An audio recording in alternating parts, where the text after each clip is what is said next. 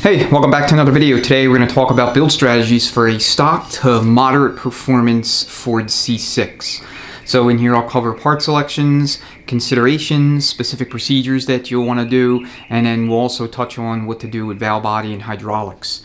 So this particular variant is a two-wheel drive C6 1972 model year unit, and it is of what we call the fixed yoke design.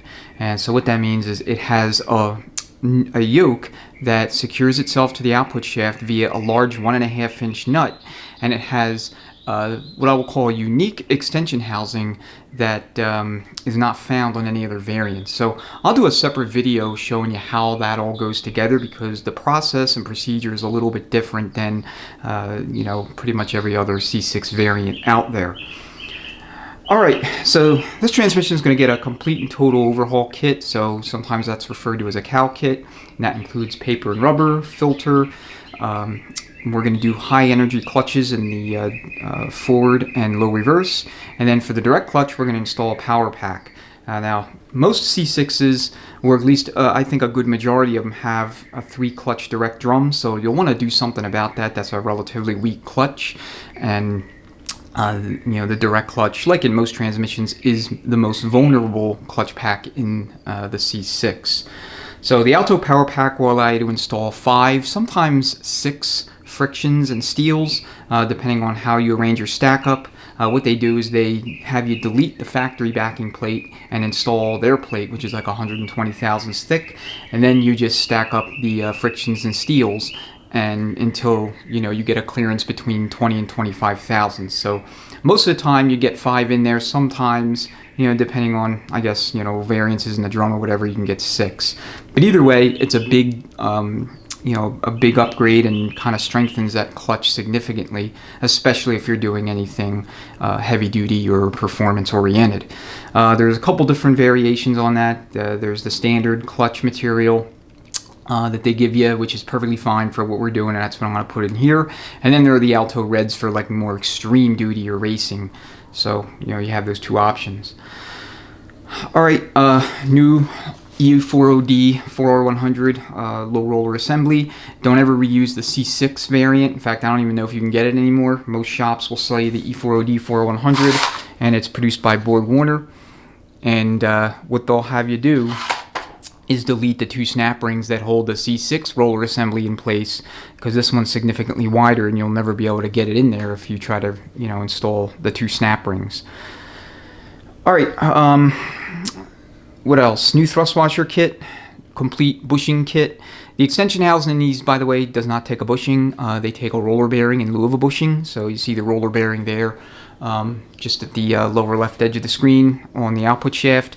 And I still have to investigate availability of these bearings, but that one that came out of this transmission is in perfect shape. There's really no reason to replace it unless you have reason to suspect it might fail in the relatively near future. And that one seems perfectly fine. Alright, these transmissions take a thread-on modulator, so you always want to replace your vacuum modulator. Later variants have the kind with an O-ring that installs into the case and is held in place by a bracket with a 1/2 inch bolt. Parking linkage is largely the same. We're going to be installing a Rebestos Pro Street band. So I like these bands for anything up to what I'll refer to as moderate performance. Anything more than that, then we'll go to a wide band and use that in combination with a large ratio servo. In this case, we're using a Sonic servo. I like their R series servos. The only catch with them is that you have to have a case that's 1972 or newer. In 68, the CJ specific C6 variants will allow you to install these without any kind of machining, but anything else, to my knowledge, 71 and back, will require machining of this piston and or piston housing to fit into those cases. And Sonics gives you all the different specs and the surface finish requirements in their instructions that come with the servo. Mention new filter. We're not doing anything different with the planets. Those are perfectly fine, though. If you're doing anything real heavy duty, or you just want to increase the ratio spacing between your first and second gear, you can retro a 4R100 gear set into a C6, preferably a diesel, so that you get that extra leverage, especially if the application is, heavy towing and hauling, or maybe off-road use like rock crawling. That would help in combination with an aftermarket performance transfer case in a 4x4 application. All right, steel module, mentioned that. I would recommend that you purchase a complete thrust washer kit.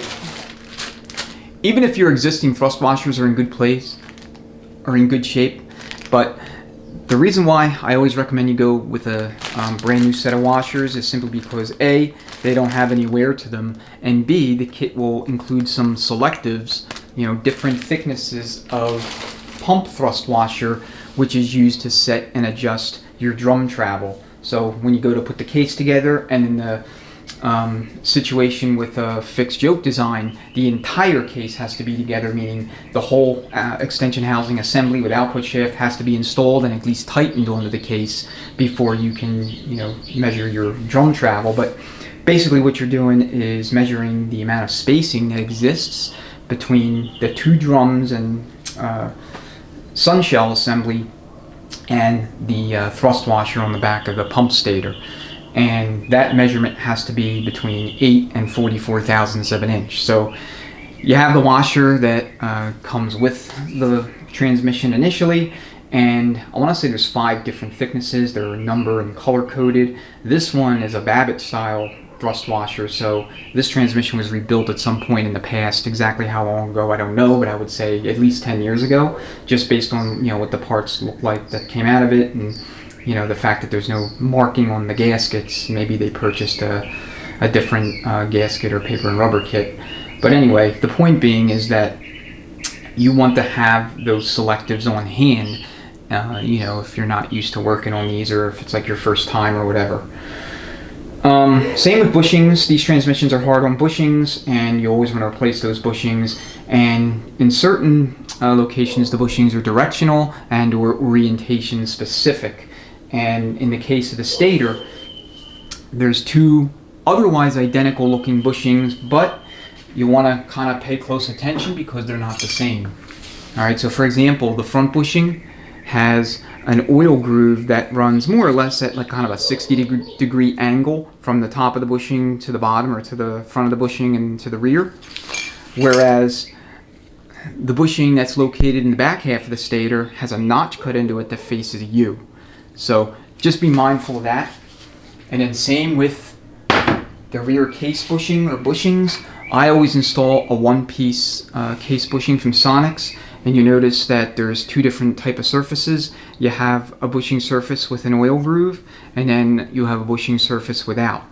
The bushing surface with the oil groove is referred to as a lubrication bushing or lubrication surface, whereas if you have an ungrooved bushing, that's considered a sealing bushing. So you want the sealing bushing facing you, or facing rearward when you're installing this, and you want the lubrication portion of the bushing facing inboard, in toward the case. And if you're going to run the factory 2-piece setup, you want to install the lubrication bushing inboard relative to the back of the case. All right, pump. I always purchase new pump gears. I don't ever like to reuse the pre-existing ones, though if they are in essentially perfect or close to perfect shape, then they're okay to reuse, but I just don't see that often. What you typically see, and this is the original gear set that came out of there, what you usually see is wear here on the converter engagement flats. This part here likes to mushroom, this area here gets worn, and so if you have that, that's just going to wear the converter hub or journal. And then sometimes you'll see a lot of wear in the teeth. I mean, this is the drive gear.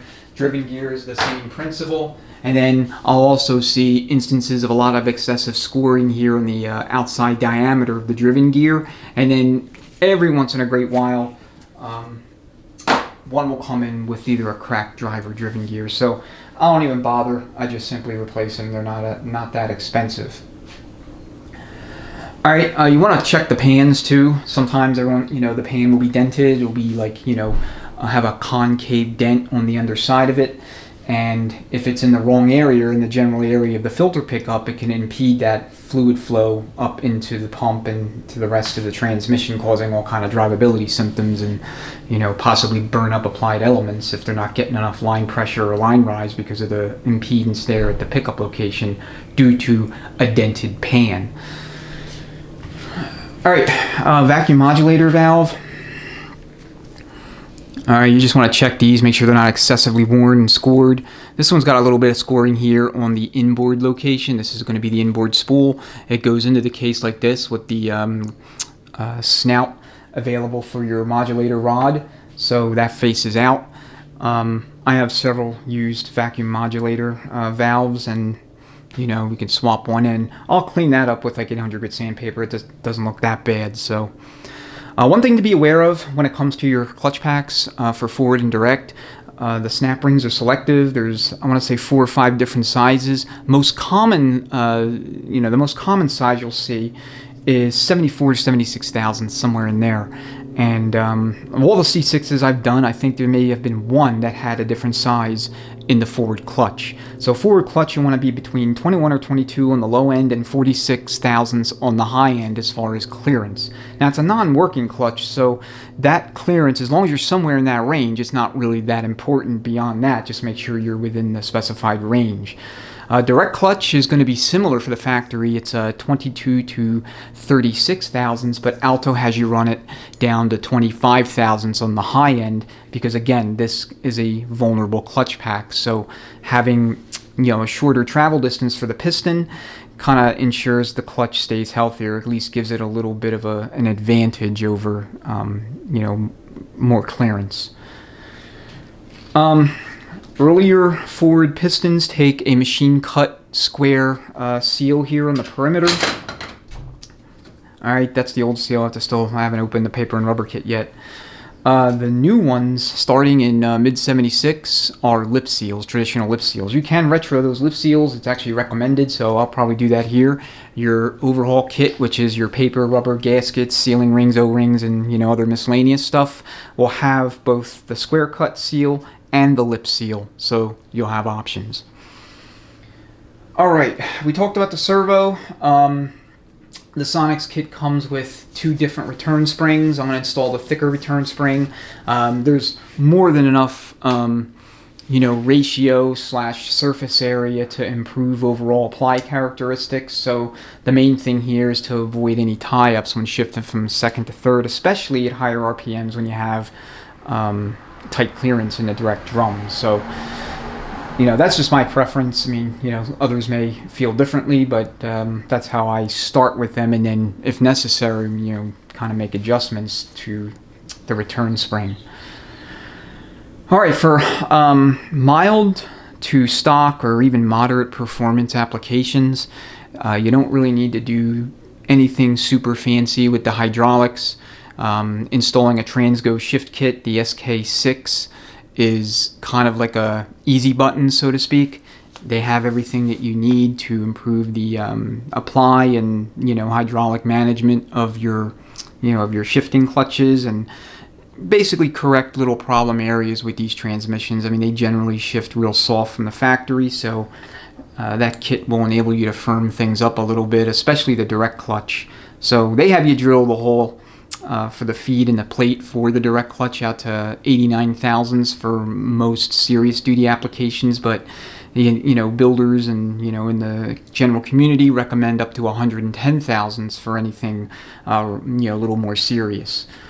So that's a judgment call, but anything between 80 and 110 thousandths should get you in the ballpark, and then you can always recalibrate. I always recommend start conservative and then kind of work your way to a little bit more aggressive as you need to. All right, new speedo gears.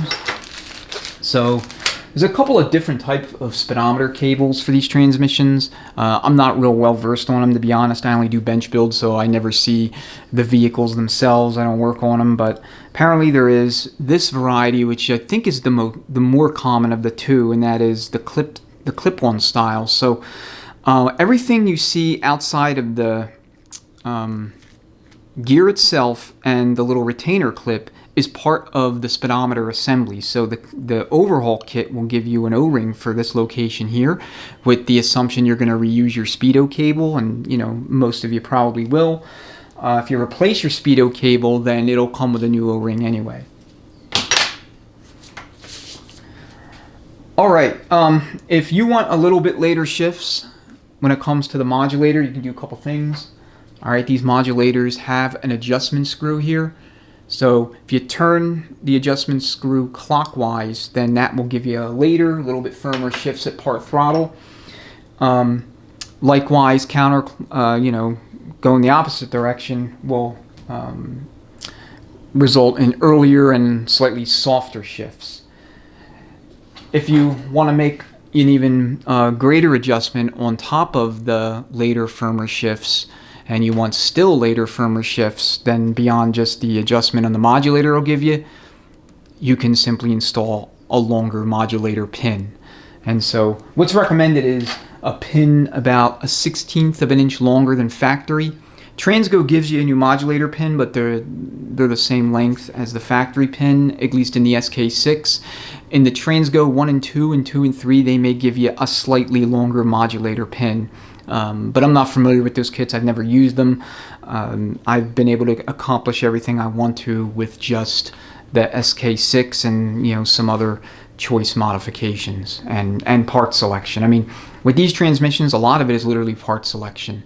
So going to a better, larger ratio servo is kind of a no-brainer. The one thing you want to keep in mind when it comes to these bigger servos, the R and the Superior Tech Servo and TCIs or whatever else may exist out there, is that you do not want to be hyper aggressive with your band lever ratio. So these transmissions come from the factory with, I want to say, about 7 to 10 different levers, all of them with a different apply ratio. The A ratio lever is the softest or the least aggressive, and I think it's 1.65 to 1. And then the most aggressive that I'm aware of that's available from any source is the Sonex FF lever, and I think it's like 282 to 1, something like that. It's hyper aggressive. The takeaway here is that you don't want to use anything more aggressive than, I want to say, the E lever. The H lever, the Ford F lever, which is the most aggressive factory lever, or the FF lever from Sonex are all considered a no-go if using a larger ratio servo like that. Alright, if you're wondering what we are referring to when it comes to the size of the servo, okay, here's the factory servo. This is an L-code servo that came out of this transmission. It's this area right here is the apply side. That's the side that's variable in these servo assemblies. Okay, notice the difference between this and this. I mean, it's pretty sizable. I'm going to say this is just by eye maybe 30% larger. So it's going to give you a significant increase in terms of quality and characteristics of apply, as well as firmness. So you're going to calibrate your 1-2 shift feel primarily through servo and band ratio or band lever ratio selection, and what you do in the valve body. So I'll just take you over to the valve body. We'll real quick discuss what you need to do there, and then we'll wrap up. Okay, I have almost everything I need for this valve body. I'm missing my Sonex boost valve. So again, I recommend you install Transgo SK6, especially if you're not familiar with these units. Transgo has a ton of information in their instructions for you, and that includes valve body bolt locations, as well as tightening and torquing sequence. All basically the steps you need to assemble this valve body correctly. Alright, so we have all of our valves laid out in the order in which they came out of the casting. So you have your 2 hold down plates for your separator plate and your channel plate, and then here is your main valve body casting. Now the one important thing you need to take away from the valve bodies is the changeover in mid 76. So the valve bodies and the low reverse clutch bleed off circuit changed, and those changes were coincidental, meaning they were changed and phased in together. So on the valve body casting for your early units, okay, you're going to have your direct clutch check ball here, but you're not going to have a check ball here for low reverse. Okay, in the early units, that check ball or that bleed ball is in the low reverse piston itself, and that piston can only be installed in an early case, meaning early 1976 on back. Okay, the piston is different dimensionally from a height perspective as well, and so the later, mid 76 and up cases took a waved plate in that low reverse clutch. The spring return assembly also changed.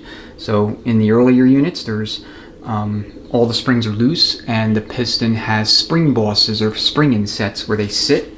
In the later units, all that went away. The bottom is smooth, and the return spring assembly is one unified piece. In other words, there's a return spring body, and then all the springs themselves are fastened to it or secured to it. But anyway, when it comes to the valve body, you have this check ball here for your early units and nothing over here. So these assemblies are not interchangeable with the later model equivalents. You can't take this and stick it on, say, a 1982 C6. It will not work. You'll have problems. Alright, so how you can tell, I should cover this. How you can tell is the casting ID as far as the year and even the application. So I'll get this as close as I can, and I cover this in other videos, but I'll cover it here. RF stands for rough foundry. That's on all of them. And then your first four characters are what you're going to pay attention to. These are D2AP. So Delta, the number 2, Alpha, Papa. D here is indicative of a 1970s valve body. So your first letter indicates the decade of production. So C is 60s, D is 70s, E is 80, and F is 90s. The integer is indicative of the exact year of production, so 70s to 1972. A is the application, and A in this case just stands for Ford, so it's kind of general.